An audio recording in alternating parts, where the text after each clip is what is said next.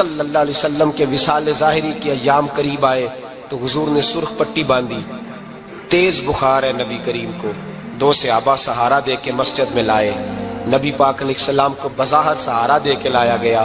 کریم رسول نے لوگوں کو جمع کیا، حضور آج کیا ہونے والا ہے، آج کیا کہا جائے گا، آج کس لیے میٹنگ بلائی ہے؟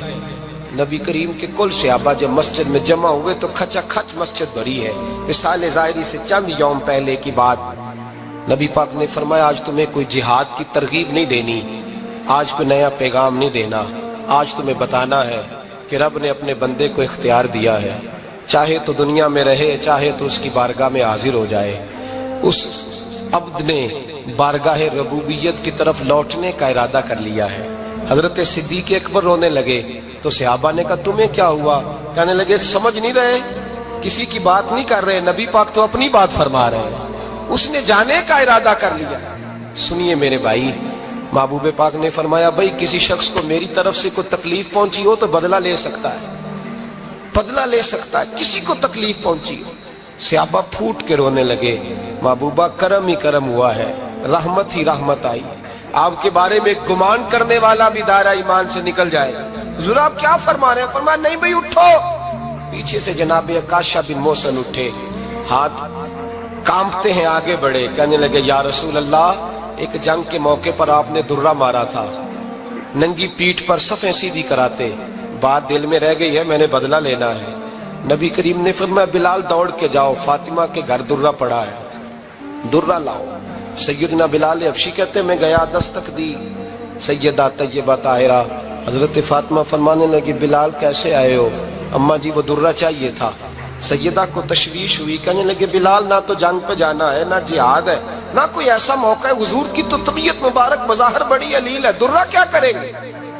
حضرت بلال عرض کرنے لگے اماں جی ایک صحابی بدلہ لینے لگے ہیں، صاحب طبقات نے جملے لکھے ہیں، کہتے ہیں بی بی صاحبہ نے درہ بھی دیا اور امام حسن حسین کو بھی باہر نکالا۔ فرمانے لگی عکاشہ سے کہنا 100 درے مارے، ان 2 شہزادوں کے جسم پر نبی پاک کے قریب نہ جائے، میں نے 2 بچے پیدا ہی اپنے محبوب پر قربان کرنے کے لیے کیے، ان کو لے جائے۔ حضرت بلال کہتے میں 2 شہزادے لے کے آیا، اور جب دروازے میں میں لے کے پہنچا تو نبی پاک نے دیکھا تو آنکھوں میں آنسو آ گئے، فرمایا ان کو بٹھا دو، مجھے پتا ہے فاطمہ نے کیا کہہ کے بھیجا ہے۔ حضرت سیدنا بلال فرماتے ہیں درہ میں نے جناب عکاشہ کو دیا، حضرت عکاشہ درہ لے کے آگے جو بڑھے تو حضرت ابوبکر صدیق نے ان کے پیروں پہ ہاتھ رکھا، فرمایا عکاشہ میری طرف آ یار، مجھے مار درے، نبی پاک کے قریب نہ جا۔ مصطفیٰ کریم نے فرمایا ابوبکر تو ہٹ جا، اسے آنے دے۔ فرماتے ہیں میں چند قدم آگے گیا تو مولا علی شیر خدا نے میرے پیر پہ ہاتھ رکھا، کہنے لگے عکاشہ سوچ تو صحیح تو کیا کر رہا ہے؟ حضور نے فرمایا علی ہٹ جاؤ، میرا اور ان کا معاملہ ہے۔ جناب عکاشہ آگے بڑھ رہے، نبی کریم نے فرمایا میں اپنی امت کو درس دینا چاہتا ہوں، خبردار خبردار زندگی میں تمہارے ہاتھ سے زبان سے کسی کو تکلیف نہ پہنچنے پائے، خبردار یاد رکھنا وہ معاشرے بگڑ جاتے ہیں، وہ معاشرے تباہ کر دیے جاتے ہیں جہاں ظلم ہوتا ہے، جہاں زیادتی ہوتی ہے، جہاں لوگوں کو ستایا جاتا ہے۔ محبوب کریم کے قریب آئے حضرت عکاشہ کہ حضور میری پیٹھ ننگی تھی، آپ بھی ذرا کپڑا ہٹائیے۔ نبی کریم نے پیٹھ سے کپڑا ہٹایا، جناب عکاشہ نے درہ جو اٹھایا تو صحابہ کی چیخیں نکلی، حضرت عکاشہ نے درہ دور پھینکا، حضور کے بطن اطہر سے لپٹ گئے، چومنے لگے، کہنے لگے حضور وہ تو صفیں سیدھی کراتے لگ گیا تھا، آپ نے کہاں مارا تھا؟ یا رسول اللہ میں تو بہانہ بنا رہا تھا کہ جاتی دفعہ مجھے وجود چومنے کا موقع نصیب ہو جائے، مجھے یہ موقع نصیب ہو جائے۔ میرے حبیب نے فرمایا جس نے جنتی دیکھنا ہو میرے عکاشہ کی زیارت کر لے۔ بھائی ظلم کا دروازہ کھلا ہوا ہے اور لوگ بھول جاتے ہیں زیادتی کرتے ہوئے، وہ بہو سے ہی کیوں نہ کریں، وہ اپنے گھر کے بھول جاتے ہیں کہ شاید پوچھنے والا کوئی نہیں، شاید میزان نہیں لگے گا۔ ایران کے بادشاہ نے اپنے بیٹے کو پڑھانے کے لیے ایک استاد صاحب کا بندوبست کیا۔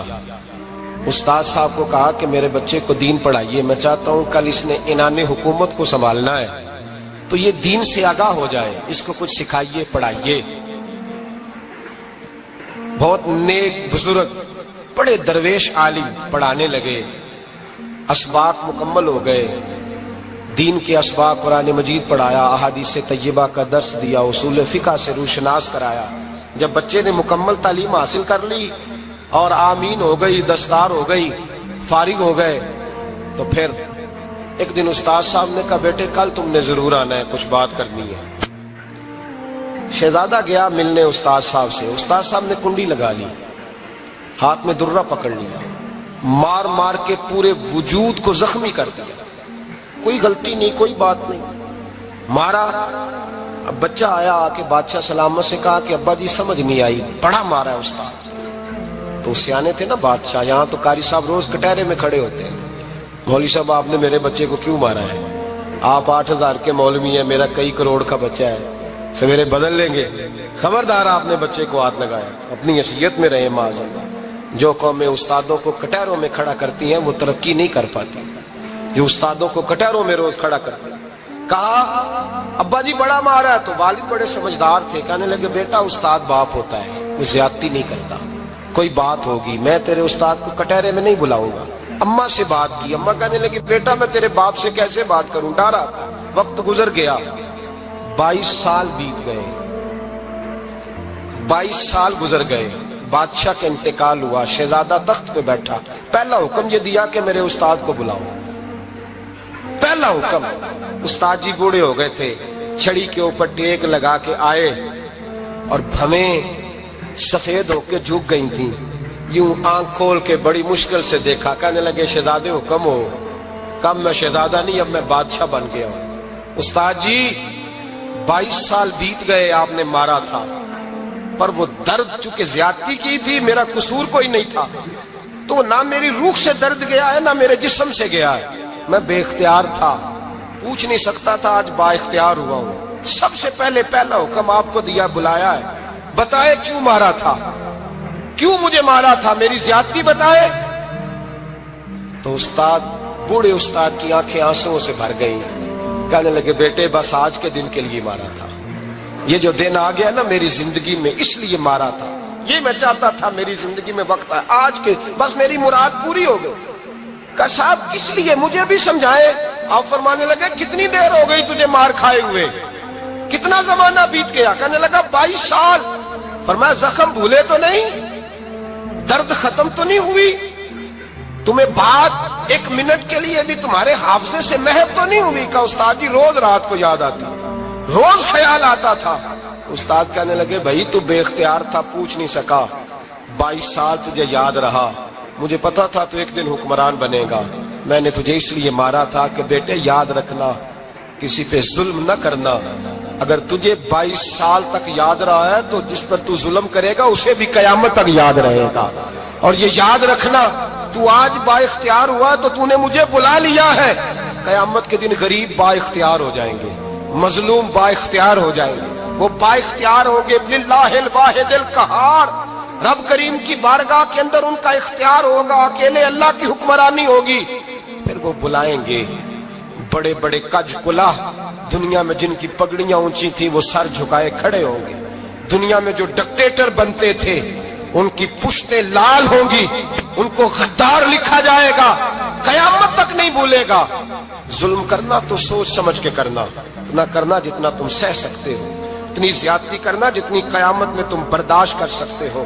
میرے نبی کریم صلی اللہ علیہ وسلم نے فرمایا ظلم سے بچو، یہ قیامت کے اندھیروں میں سے ایک اندھیرا ہوگا، زندگی میں زیادتی نہ کریں، اگر تھوڑی دیر کے لیے کوئی چیز برداشت کر جائیں گے تو وہ فائدہ دے جائے گی، کچھ دیر کے لیے اگر سہ جائیں گے تو نفع مل جائے گا، سہنے کی کوشش کریں لیکن زیادتی نہ کریں، نظر کو، سوچ کو، ذہن کو پاک رکھیں، اور میرے بھائی زندگی پوری ظلم سے بچیں، زیادتی سے بچیں۔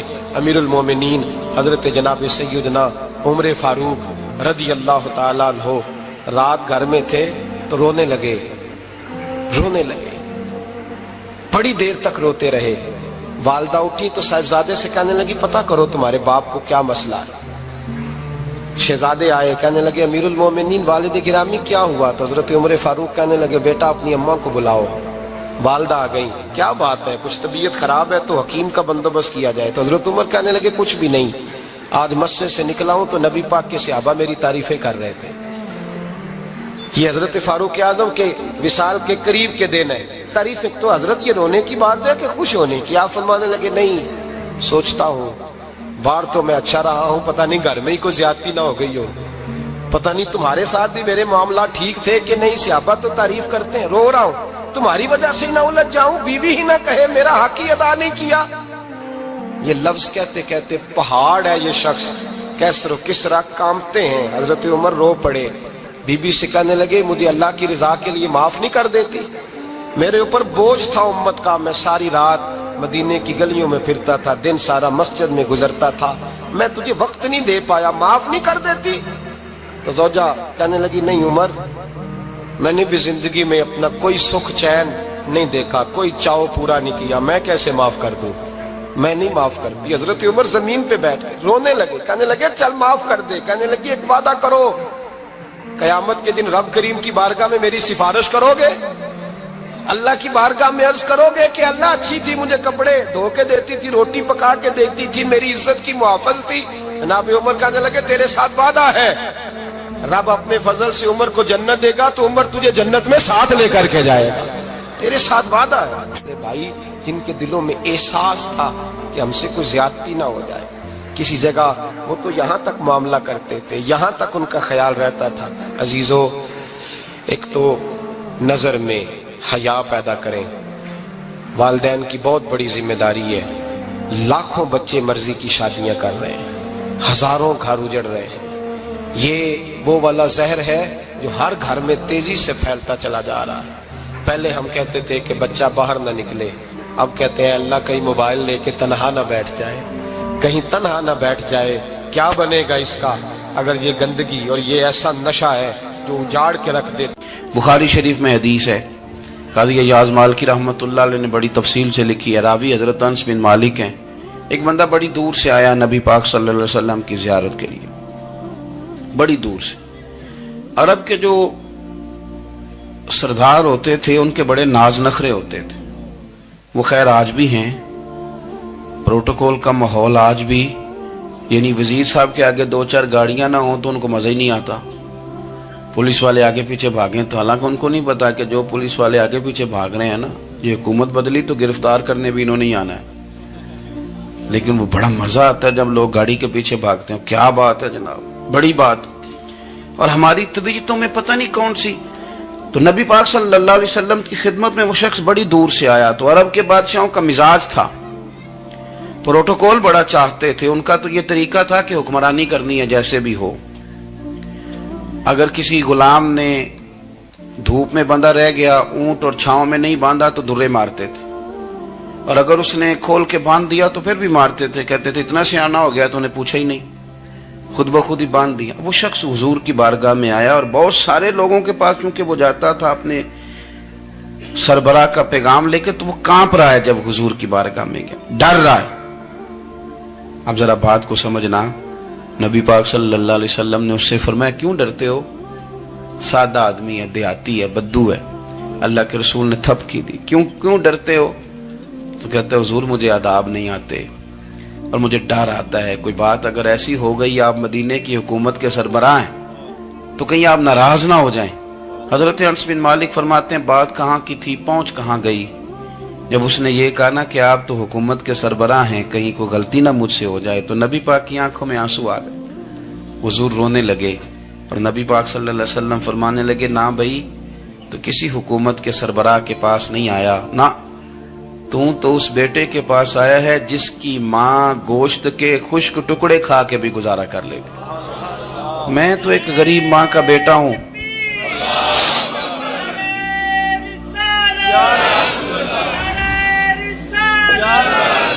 بھائی اگر آپ کا یہ ذوق بن جائے، دیکھو نا آج تو لوگ بھول جاتے ہیں نا، کپڑے بدل لیتے ہیں تو وہ سمجھتے ہیں کہ شاید سارا کچھ ہی بدل گیا، یعنی گاؤں سے آ کر پڑھنے والے بھول ہی گئے ہیں کہ کس کی ماں نے کتنا زیور بیچا تھا۔ لوگ بھول جاتے ہیں چیزوں کو، اپنے ماضی کو یاد رکھیں، آپ لوگوں کے ساتھ پیار کریں، آپ لوگوں کو موقع دیں۔